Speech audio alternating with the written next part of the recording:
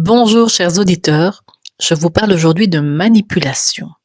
Quand on parle de manipulation, on pense tout de suite aux pervers narcissiques, à ces gens qui ne savent que manipuler, à ces gens avec qui c'est impossible d'avoir une conversation constructive, une relation saine, ces gens qui détruisent tout le monde autour d'eux. Quelqu'un qui était victime d'un pervers narcissique, qui a été marié ou qui a vécu une partie de sa vie avec quelqu'un qui fonctionne comme ça, va être vraiment détruit de l'intérieur, va voir sa confiance en lui complètement démolie. Et ces personnes, une fois qu'ils sont sortis de ça, une fois qu'ils ont conscientisé, qu'ils ont compris ces modes de fonctionnement, qu'ils ont appris à repérer la manipulation et les manipulateurs, les manipulatrices, ces personnes vont rechercher dans la relation suivante zéro manipulation. Quelqu'un de parfaitement sain, quelqu'un qui ne manipule pas, quelqu'un qui est tout le contraire de ce qu'ils ont connu. Alors le problème, c'est que ça, c'est un leurre. Parce que le zéro manipulation, ça n'existe pas. Souvent, j'entends les craintes de ces personnes qui ont été manipulées, qui sont de nouveau confrontées dans leur relation à de la manipulation et qui sont attachées à leur nouveau conjoint, à leur nouveau partenaire. Et ces personnes arrivent en stress parce qu'elles ont repéré la manipulation, elles ont peur de retomber à nouveau dans ce schéma qu'elles ont connu, qui les ont détruites, dont elles ont eu énormément de mal à sortir. Alors ces personnes pensent de façon binaire, elles ont l'impression qu'il n'y a que 2 options, ou bien elles retombent dans la manipulation et elles vont risquer de revivre ce qu'elles ont vécu, ce qu'elles ne veulent pas, ou bien alors il n'y a qu'une solution, c'est de quitter la personne chez qui elles ont repéré cette manipulation. Elles oublient un élément important, c'est que tout le monde manipule. Le zéro manipulation, ça n'existe pas. Les enfants sont manipulateurs. Naturellement, l'être humain est manipulateur.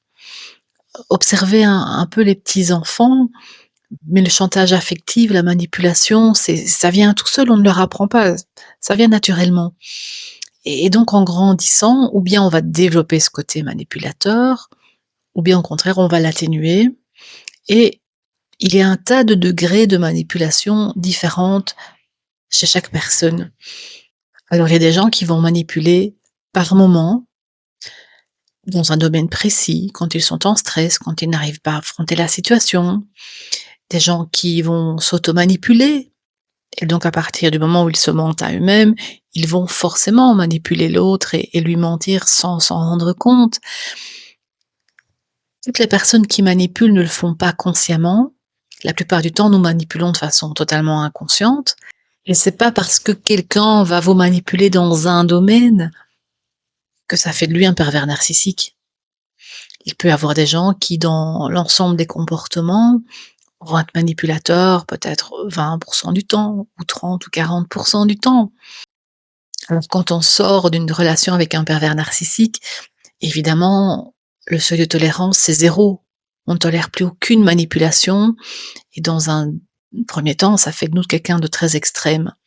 Et puis avec le temps, une fois qu'on arrive à guérir ses blessures et à revenir un peu à la réalité, on se rend compte que mais finalement, parfois se laisser un peu manipuler, c'est pas grave.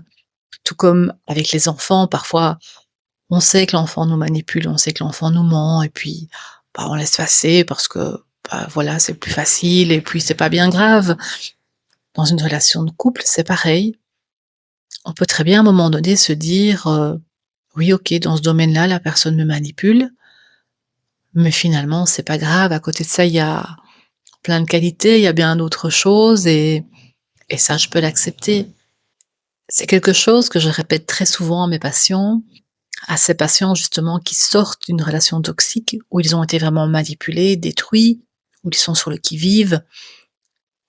C'est de leur expliquer que oui, zéro manipulation, ça n'existe pas. Il y a plusieurs degrés et c'est à eux de savoir où ils mettent la limite, à eux de savoir s'ils veulent vraiment exclure toute personne qui les manipule, ne fût-ce qu'un petit chouïa, ou s'ils peuvent accepter un certain degré de manipulation tout en étant conscients. Et quand une personne arrive avec ce stress, avec cette peur au ventre, de découvrir qu'elle est à nouveau face à quelqu'un qui la manipule.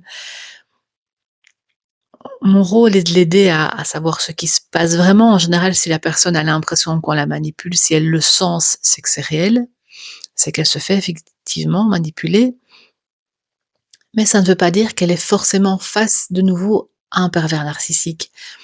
Elle peut avoir quelqu'un qui la manipule juste à un moment précis, dans un domaine précis, pour une raison précise, et dans ce cas-là, la peur de la personne, c'est de se rendre compte qu'elle est encore devant un pervers narcissique et devoir mettre fin à la relation.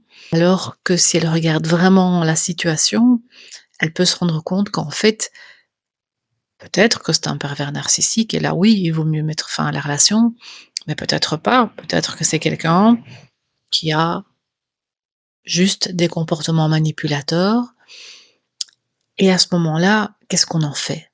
Si c'est quelqu'un qui a juste quelques comportements manipulateurs par moment, eh bien, à ce moment-là, elle a le choix, ou bien elle peut dire: «Stop, ça ne me convient pas» et mettre fin à la relation. Elle peut aussi l'accepter, chacun a ses défauts, celui-là ou bien un autre. Quand on est conscient, on agit en fonction.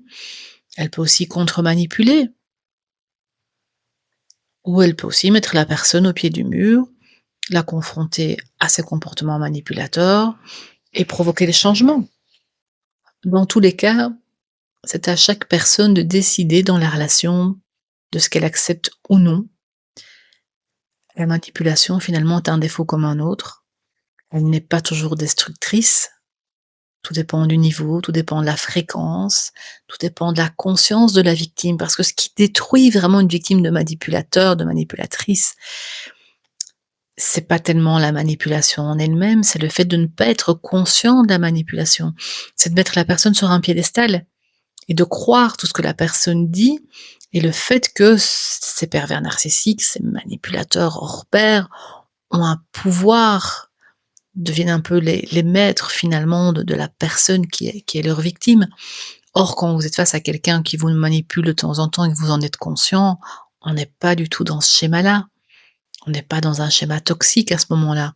On est juste dans une relation imparfaite, comme toutes les relations, une relation dans laquelle la personne voit les défauts de l'autre et a le choix de les accepter ou de les refuser. Merci de m'avoir écoutée et à bientôt.